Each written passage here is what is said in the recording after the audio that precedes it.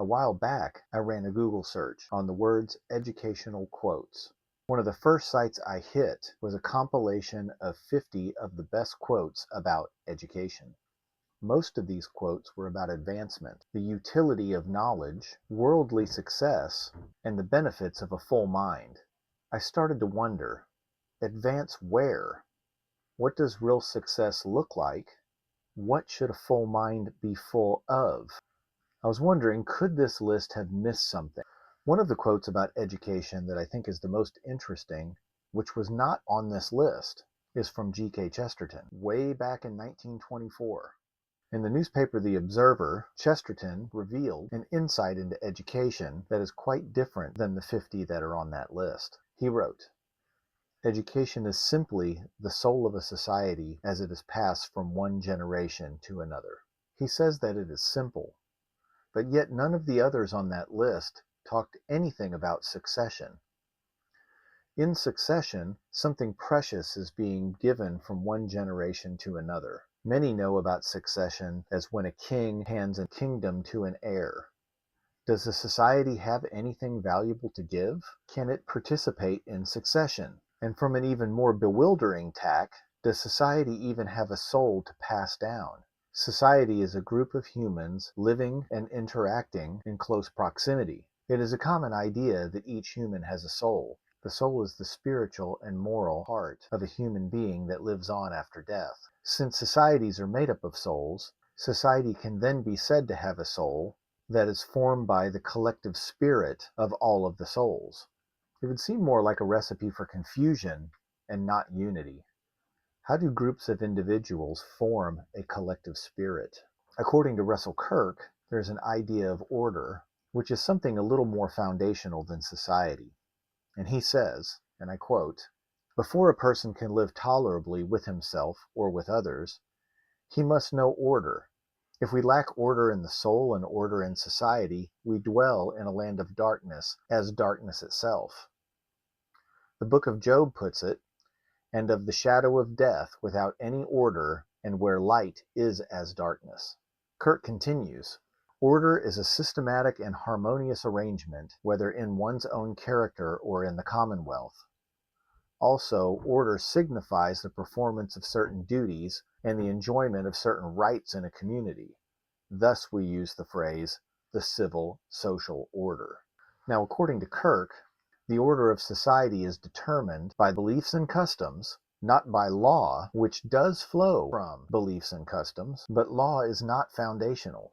It is these beliefs and customs that concerns Chesterton, what he would call culture.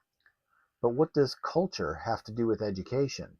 The modern educator may say, arithmetic, chemistry, economics, and engineering have to do with facts. What do these subjects have to do with culture? Education is about jobs and progress. How does one get a job or progress in this modern world of computers and science with just learning culture? Chesterton continues, "What we need is to have a culture before we can hand it down. In other words, it is a truth, however sad and strange. But we cannot give what we have not got, and cannot teach to other people what we do not know ourselves." So, where does one learn arithmetic, chemistry, and engineering? School? Who does the teaching? Grown-ups? Where did they learn the content from? The people older than they?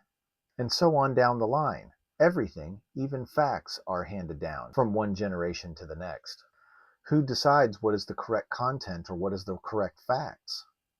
Throughout the ages, culture has been a complex dance of belief and customs, and those beliefs and customs include everything. The calculus is a fact.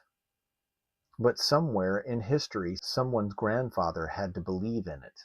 The passing down of culture from one generation to another is the essence of education. Humans can see the beauty in the world, and they want to understand it. They want to know it is real. They want to participate in it. Humans want to lead a good life in this beautiful world, and they want to believe that a good life is possible, and that it's true, and that truth is real and knowable. In order to understand these things, humans need to grow in wisdom and virtue. But humans do not just know what these things are. They have to be educated or shown the path, which is culture, to these wonderful things.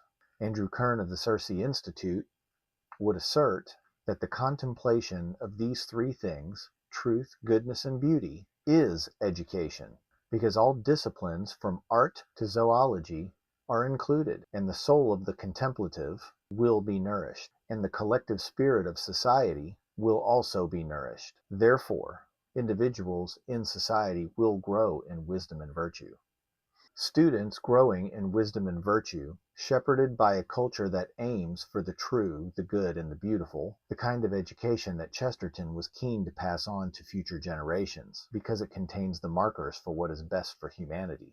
One of the greatest gifts that a society can give is nourishment for the souls of the next generation. If you would like to know more about classical education and what we do here at Classical Wonder, please join us in our school community in the link below, or go to classicalwonder.com. Thank you.